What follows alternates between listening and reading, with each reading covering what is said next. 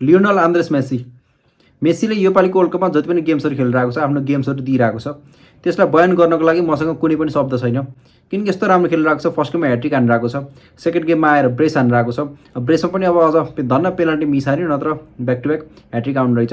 र त्यही भएर मेसीले यस्तो गेम खेलिराख्दाखेरि चाहिँ अहिलेको नेक्स्ट यो अबको जेनेरेसनको चाहिँ खतरा प्लेयर्सहरू एकातिर एम्बापे छ, अर्कोतिर अर्लिङ हालेन्ड छ। यिनीहरूसँग कम्पिट गर्दै गर्दाखेरि मेसी छ अहिले टपमा। कसैले पनि सोचेको थिएन, म मेसी फ्यान मैले सोचेको थिइनँ कि मेसीले योपालिको वर्ल्ड कपमा 2 गेममा 5 गोल हान्छ भनेर। तर यो मेसी अझै रोकिनेवाला छैन। र अहिलेसम्म हामीले जति पनि देखिरहेको छौँ यो भनेको एउटा ट्रेलर मात्रै हो, असली फिल्म चाहिँ देखिन बाँकी छ। किनकि नकआउट राउन्डमा चाहिँ अर्जेन्टिनाको प्लेयरलाई के हुन्छ मलाई थाहा छैन। किनकि मेसीको अलिकति तारिफ गर्दै गर्दाखेरि अर्जेन्टिनाको प्लेयर्सहरूलाई तारिफ गर्न चाहिँ भुल्नु भएन। किनकि यस्तो राम्रो खेलिरहेको छ, सबै होल टिमले यस्तो खतरा डेलिभर गर्यो योपालिको यो 2 गेममा चाहिँ। यो अर्जेन्टिनाको प्लेयर्सहरूलाई आफ्नो त्यो क्लबमा जस्तो खेले पनि उनीहरूलाई अर्जेन्टिनाको जर्सी लगाइसकेपछि के हुन्छ त्यो मैले बुझ्न सकेको छैन। डिफेन्सबाट अट्याक हुँदै मिडमा किपर सबले राम्रो खेलिरहेको थियो। डिबु मार्टिनेज यस्तो राम्रो खेल्यो, साबिटजरले चाहिँ त्यो फ्री खतरा हानिरहेको थियो, तर पनि यस्तो राम्रो सेभ हानिरहेको थियो। र डिफेन्समा हेर्ने भने यता अब मेदिना, कसैले पनि सोचेको थिएन योपालिको वर्ल्ड कपमा लेफ्ट ब्याकमा चाहिँ हामीले मेदिनालाई चाहिँ स्टार्ट गरेको देख्न चाहिँ पाइन्छ भनेर। तर मेदिनाले राम्रो खेलिरहेको छ, ओलम्पियाकोस मार्सेमा पनि राम्रो खेलिरहेको प्लेयर हो। र अब एज अ लेफ्ट ब्याकमा त्यति देखेको त होइन, तर पनि जस अहिले स्कोटल्यान्डले चाहिँ लेफ्ट ब्याकमा ट्राई गर्ने रहेको छ। र मेदिना चाहिँ अब नट ओन्ली डिफेन्सिभ, जस अफेन्सिभ वाइज हेर्ने भने पनि उसले राम्रो नै खेलिरहेको छ। र लिसान्ड्रो मार्टिनेजको कुरा गर्न पर्दाखेरि यो अस्ट्रियाको स्ट्राइकरहरू चाहिँ यस्तो लम्बु छन्, तर लम्बु हुँदाखेरि पनि यो लिसान्ड्रो मार्टिनेज एकदम जस छोटा प्याकेट बडा धमाकाभन्दा फरक पर्दैन, राम्रो खेलिरहेको छ। र अर्कोतिर हेर्ने भने क्रिस्टियन रोमेरो, ऊ अब इन्जुरी भइरहेको छ, तर पनि जस यता अब न्युजका अनुसार चाहिँ क्रिस्टियन रोमेरो अबको अर्जेन्टिनाको नेक्स्ट गेम जोर्डनसँग हुनेवाला छ। त्यो जोर्डनसँगको गेम चाहिँ क्रिस्टियन रोमेरोले मिस गर्नेवाला छ। र हाम्रो अब राउन्ड अफ 13मा अब को पर्ने हो, त्यहाँ चाहिँ क्रिस्टियन रोमेरो चाहिँ ब्याक आउनेवाला छ। र त्यही भएर त्यस्तो इन्जुरी कन्सर्न चाहिँ खासै छ जस्तो लाग्दैन मलाई। र ओटामेन्डीले पनि जस आइरहेको छ, जस दिने रहेको छ, तर मलाई लागेको कुरा चाहिँ ओटामेन्डी ल्याउनभन्दा बिस्तारै अब सेनेसीलाई चाहिँ इन्टिग्रेट गऱ्यो भने चाहिँ अर्जेन्टिनालाई अलिकति फाइदा चाहिँ हुन्छ जस्तो लाग्छ मलाई चाहिँ। र अब राइट ब्याकमा हेर्ने एउटा मोन्टियल घाइते छ, र त्यो भएर मोलिनाले खेलिरहेको थियो। मोलिनाको जस गेम ठिकठाक नै गयो भन्छु म। र मिडमा हेर्ने भने अर्जेन्टिनाको योपालिको गेममा जो सब योपालिको वर्ल्ड कपमा चाहिँ इफ अर्जेन्टिनाले राम्रो गर्छ भने उनीहरूको मिडलै हो तान्ने, नत्र अरू केही हुनेवाला छैन। अब मेसी त भइहाल्यो, तर मेसी पछि सबैभन्दा राम्रो गरेको भनेको मिडले हो। मिडको कोर जुन 2022मा थियो त्यही नै छ अहिले पनि। म्याकलिस्टर छ, इन्जो फर्नान्डेज छ, रोद्रिगो डिपाल छ, लिएन्ड्रो परेडेस छ, अझ भन्ने भने खेलेकै छैन। र अब चाहिँ जस मेबी हामीले लिएन्ड्रो परेडेसलाई चाहिँ बिस्तारै खेलेको देख्न सकिन्छ। र यता बेन्चमा छ निको पास छ, पालासियोस छ, यिनीहरू त अबको जो सब यो जति पनि अहिले बुढोहरू छ, यता रोद्रिगो डिपालहरू छ, यिनीहरू गइसकेपछि आउने भनेको तिनीहरू नै हो। र अर्जेन्टिनाको सबै कुरा हेर्दै गर्दाखेरि चाहिँ मलाई एउटा चाहिँ अलिकति प्रब्लम देखेको भनेको मैले चाहिँ लिफ्टिङमा हो। किनकि थियागो अल्माडाले अल्दो उसले एथलेटिको म्याचमा त्यस्तो राम्रो सिजन त राम्रो प्रड्युस गरेको त थिएन, तर अहिले आएर जस अर्जेन्टिनाको कलरमा चाहिँ एटलिस्ट ठिकठाक नै खेलेको भन्छु म। तर जस विङमा चाहिँ अलिकति पहिला हामीले डिमारियाले देखिरहेको हुन्थ्यो, डिमारियाले नदेखिपछि अब योपालि चाहिँ अलिकति डिमारियाको जुन त्यो छाप छोडेर गइरहेको थियो डिमारियाले, त्यसलाई चाहिँ अलिकति फेरि कभर गर्न चाहिँ गाह्रो भइरहेको छ। र त्यही भएर अब निकोलास गोन्जालेस ऊ चाहिँ अब डिफेन्सिभ वाइज ठिकठाक छ, तर पनि चाहिँ अलिकति अर्जेन्टिनाको लागि चाहिँ अलिकति ब्याकफुटमा ल्याएको भनेको चाहिँ मलाई यही विङ पोजिसनले जस्तो लाग्छ। अब ठिक छ, अब अगाडि हेर्ने हो त लाउटन मार्टिनेज एकदम पर्फेक्ट खेलिरहेको छ।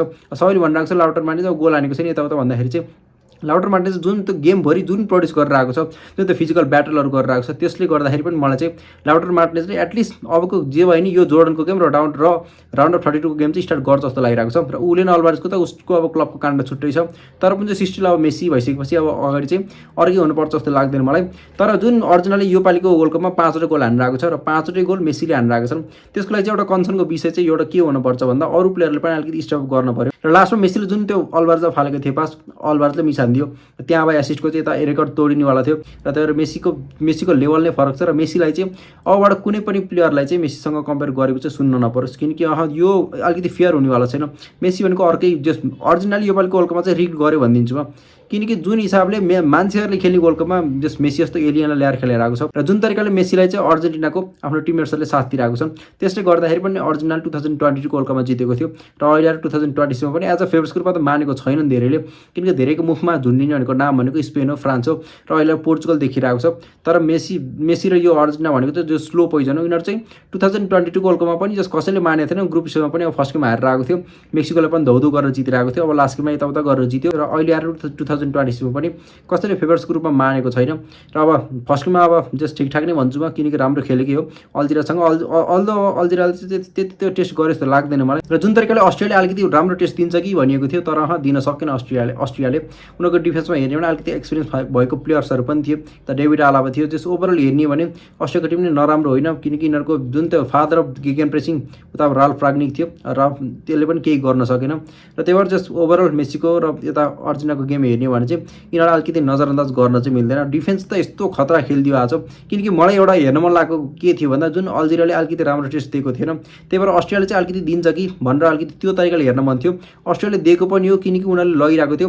अस्ट्रेलियाले मात्र गोल नसकेको एउटा मात्र कारण भनेको चाहिँ उनीहरूको फाइनल थर्डमा चाहिँ अलिकति ल्याक देखिरहेको थियो र त्यसले गर्दाखेरि पनि यो अर्जेन्टिनाले क्लिन सिट निकाल्न सफल भयो जस्तो लाग्छ। र त्यस अर्जेन्टिनाको अब नेक्स्ट गेम भनेको चाहिँ अब यता जोर्डनसँग हुनेवाला छ र मेसीले अब मेबी त्यो गेममा चाहिँ फुल गेम खेल्ने सम्भावना देखेको छैन मैले, किनकि मेसीलाई चाहिँ मजाले जोगाएकै राम्रो। र राउन्ड अफ 30 मा चाहिँ अर्जेन्टिनाको अहिलेसम्म हेर्ने हो भने के बढ्दै पर्ने सम्भावना देखिरहेको छु मैले, किनकि अब लास्टमा गएर स्पेनले उरुग्वेलाई जित्ने र यता के बढ्दै र साउदीको गेम ड्र मात्र भयो भने पनि के बढ्दै पर्नेवाला छ राउन्ड अफ 32 मा। र पछि गएर अलिकति पास चाहिँ यो पालि पनि अर्जेन्टिनाले अलिकति सजिलै पाउँछ जस्तो लागिरहेको छ। र मेसीलाई नखेलाइसकेपछि अरूमा जति पनि अहिले बेन्चहरूमा छ जस प्लेयर्सहरू उनीहरूलाई मजाले रोटेट हान्दै स्कोरले खेलाउँछ जस्तो लागिरहेको छ।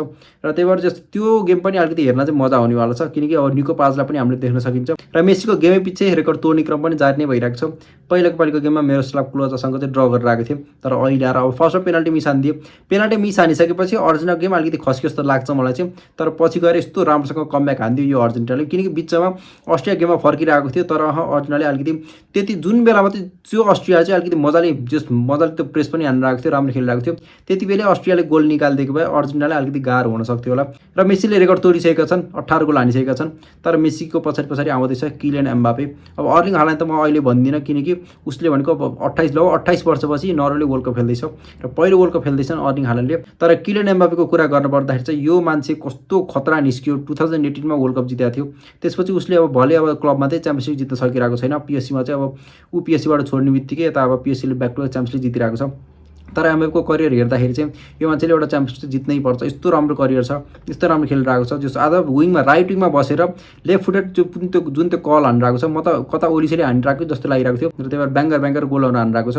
र जस पछि गएर अब अहिले जति नै मेसी 2-3 गोलले अगाडि भए पनि पछि वर्ल्ड कपको पछि गएर चाहिँ जस रेकर्ड भनेको चाहिँ एमबापेकै हातमा हुन्छ जस्तो लाग्छ मलाई चाहिँ, किनकि उसले मेबी अब अहिले लगभग 28 वर्ष पुगिरहेको छ एमबापे। अब केही नभए पनि 2-देखि 3 वर्ल्ड कप त सियर नै खेल्नेवाला छ। र त्यहाँ चाहिँ अब एमबापेले केही नभए पनि एउटा वर्ल्ड कपमा 6-7 गोल त स्योर नै हान्नेवाला छ। पहिलेको पालि बोगलाई जसरी खेल्यो भने त एमबापेले यही पालिको वर्ल्ड कपमा पनि के गर्ने थाहा छैन। तर पनि जस यो सबै हुँदाखेरि चाहिँ मेसी जस्तो एउटा बुढो मान्छे भएर पनि यो किलियन एम्बापे र हाल्यान्ड पहिला जस रोनाल्डो र मेसीको एउटा ब्याटल देख्न पाइन्थ्यो, त्यहाँ पनि जस मेसीले कम्पिट गर्ने राखेको हुन्थ्यो रोनाल्डोसँग। तर अहिले आएर फेरि पनि एम्बापे र हाल्यान्डसँग चाहिँ मजाले कम्पिट गरेको देख्दाखेरि चाहिँ यो मनलाई चाहिँ अलिकति खुसी चाहिँ भइरहेको छु, किनकि अर्जेन्टिनाले जस जितोस् हारोस् त्यो कुरा मतलब छैन, किनकि वर्ल्ड कप भनेको 2022 मा जितिसक्यो, अब भनेको बोनस मात्रै हो। तर जुन तरिकाले मेसीले खेलिरहेको छ, मेसी त जस एउटा वर्ल्ड कपमा माने जस्तो लाग्दैन मलाई। तर पनि जस एज अ फ्यानको रूपमा म के भन्छु भन्दा अर्जेन्टिना यो पालिको वर्ल्ड कपमा जस फाइनलमा गएर वर्ल्ड कप जित्छ भनेर म ढुक्कका साथ भन्न सक्दिनँ, किनकि धेरै कुराको ल्याग देखिरहेको छ। तर जुन तरिकाले कम्पिट गरिरहेको छ अर्जेन्टिनाले कम्पिट गरिरहेको छ, मेसीले चाहिँ यता अर्लिङ हाल्यान्ड र यता एम्बापेसँग कम्पिट गरिरहेको छ, त्यो देख्दाखेरि चाहिँ अलिकति आनन्द चाहिँ लागिरहेको छ। र होपफुली अब अर्जेन्टिनाले जो आफ्नो जुन कुरामा चाहिँ ल्याग भइरहेको छ त्यो कुरामा चाहिँ अलिकति सुधार गरेको चाहिँ देख्न पाइयोस्। र मेसीले जुन तरिकाले एक्जाम्पल सेट गरिरहेको छन्, बाघ भन्ने कुरा चाहिँ कहिले बुढो हुनेवाला छैन। र त्यही भएर मेसीको फ्यान्सहरूलाई चाहिँ कङ्ग्रेचुलेसन र अर्जेन्टिनाको फ्यान्सहरूलाई कङ्ग्रेचुलेसन। र यो जुन तरिकाले मेसीको अलिकति हाइप हुँदै गर्दाखेरि चाहिँ यो एम्बापे र अर्लिङ हाल्यान्डले हानेको गोल्सहरू जुन तरिकाले यिनीहरूले गेम प्रड्युस गरिरहेको छ यसलाई अलिकति नजरअन्दाज गर्नु भएन। त्यही भएर मेरो मनबाट त यो एम्बापे र अर्लिङ हाल्यान्ड त पुरै त्यो मनबाट पुरै रेस्पेक्ट छ। र आजलाई यति नै। नयाँ हुनुहुन्छ भने सब्सक्राइब गरिदिनु होला। टिकटकबाट आउनु भएको छ भने तपाईँलाई धेरै धेरै धन्यवाद। लास्टसम्म हेर्नु भएको छ भने त अझ धेरै धेरै धन्यवाद। र नयाँ भिडियोहरू 1-2 दिनमा आइ नै राख्छ, तर पनि जस्ट डेली अपडेट हुन मन छ भने मलाई टिकटकमा चाहिँ फलो गर्न सक्नुहुन्छ। Thank you for watching. See you soon.